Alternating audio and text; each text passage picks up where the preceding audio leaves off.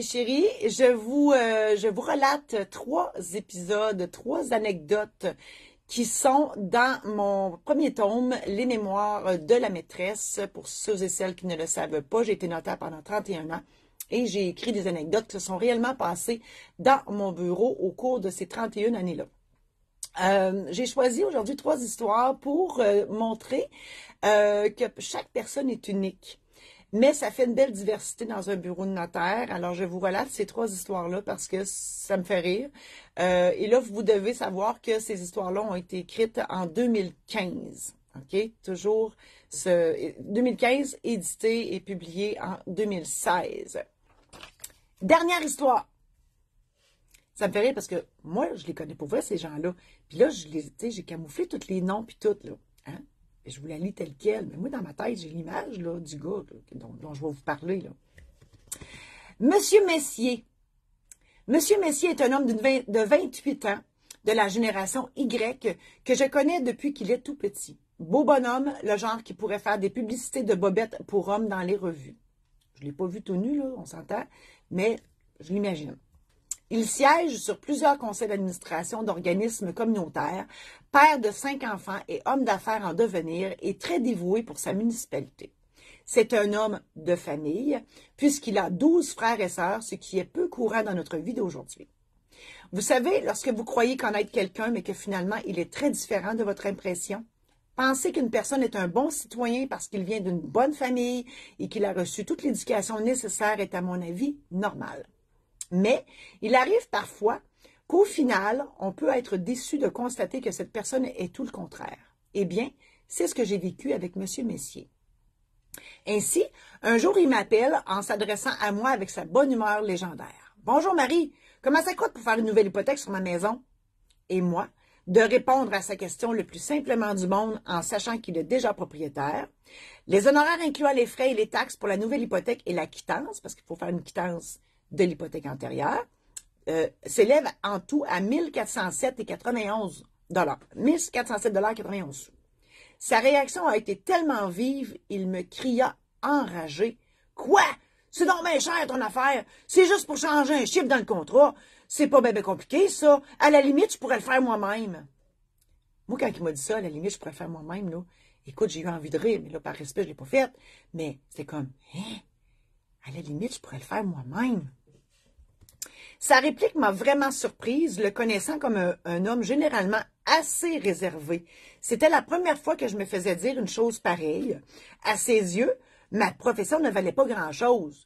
Hein? Parce que, tu sais, moi, me faire dire ça, à la limite, je pourrais le faire moi-même. C'est comme, ben voyons donc, tu penses-tu que j'ai reçu mon diplôme dans une boîte de Cracker Jack?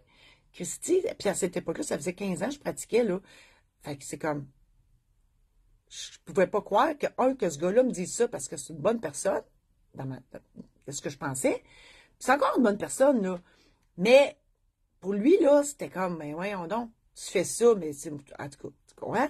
Moi, là, je sais bien là, que à chacun son métier, les vaches seront bien gardées. Hein? Moi, je m'improvise pas et Christine, non, regarde, vous voyez à la tête, je m'improvise pas coiffeuse, ni même maquilleuse. Moi, je ressemble à Ronald McDonald si je décide de me maquiller. Je m'improvise pas garagiste ou peu importe. Hein? C'est ça. Et je ne m'aventurerais pas à changer l'huile dans mon char. Mon Dieu Seigneur, c'est effrayant. Rien qu'à y penser, non. Vraiment pas. Donc, et moi, offusquée, je lui ai répondu, ben oui, pourquoi pas, fais-le donc toi-même. Je te souhaite bonne chance. Je ne l'avais même pas dit ce ton-là en plus. Comme, ben oui, oui, je te souhaite bonne chance. T'sais. Il faut que vous sachiez que seuls les notaires peuvent faire des hypothèques immobilières. Une telle hypothèque doit être faite sous forme notariée sous peine de nullité. C'est le Code civil qui le dit.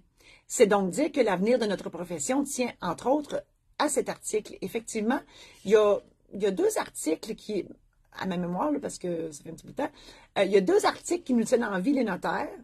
Le premier qui est important, c'est celui-là, qui dit qu'une hypothèque, pour être en vigueur, une hypothèque immobilière, elle doit être devant notaire. Pour le reste de tous les contrats, pas besoin de notaire pour qu'ils aient la forme notariée, là, on comprend? Mais c'est sûr que on fait ça dans la vie, les contrats, fait qu'on sait comment faire, on a l'expertise puis tout, mais on comprend que, malheureusement, je vais dire quelque chose de plate, sur Internet, il y a des beaux modèles de contrats. Faites pas ça, là. Faites pas ça, vous allez dans la merde. Mais, on comprend, hein? Et l'autre article où on parle qu'un contrat doit être notarié à tout prix sous peine de nullité, c'est le contrat de mariage. Mais ça, il y en a plus, il y en a moins, un peu. Donc, M. Messier avait besoin d'un notaire. Quand bien même qu'il aurait mis toutes ses énergies et ses compétences à l'œuvre pour se gosser une hypothèque, il n'aurait pas réussi, à moins d'aller suivre son cours de droit à l'université. 4 ans d'études, c'est un pensez-y bien quand même, effectivement. Et même à ça, il ne pourrait pas recevoir sa propre hypothèque, puisqu'un notaire ne peut être partie à l'acte qu'il reçoit. Donc, même avec ses 4 ans d'université, s'il avait embarqué là-dedans, il n'aurait même pas pu faire sa propre hypothèque, parce qu'il ne peut pas être partie à un acte qu'il fait. La morale juridique de cette histoire, le notaire est un acteur incontournable, pour ne pas dire primordial, dans la vie des gens. La morale philosophique de cette histoire, toujours rester poli avec un client potentiel parce qu'on ne sait jamais quand il refera surface dans notre vie, effectivement. Ce gars-là, il est revenu parce que, vous savez, que quand on vend une maison, c'est l'acheteur qui choisit le notaire. Donc, lui, ben, il ne m'a pas choisi. Et c'est l'autre qui m'a choisi. Hein? C'était drôle parce que j'ai fait sa vente de maison, puis sa quittance de la nouvelle hypothèque qu'il a faite, puis j'avais vu quel notaire l'avait faite, puis tout, puis c'est juste drôle. Mais bref. Alors voilà, c'était mes anecdotes pour montrer à quel point toute personne est unique, toute personne a son charme. Puis moi, c'est un côté, ben, j'ai toffé pendant 31 ans comme notaire, pas pour rien, j'aime le monde. Et c'est tout du beau monde, là. Ils ont toutes leurs particularités, leur couleur, leur image. J'aime le monde, comme je vous aime, mes amis Facebook qui sont là. Merci infiniment d'avoir regardé cette chronique. Si vous l'avez aimée, vous pouvez la partager à vos amis. Je vous invite à le faire. Si vous voulez en savoir plus sur mes nouveaux services, entre autres maître de cérémonie de mariage, maître de cérémonie de funérailles, maître de cérémonie de tout court, animatrice d'un événement quelconque.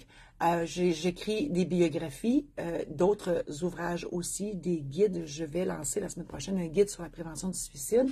Peu importe l'ouvrage que vous voulez éditer, je l'édite et je peux même faire le lancement, animer le lancement de cet ouvrage.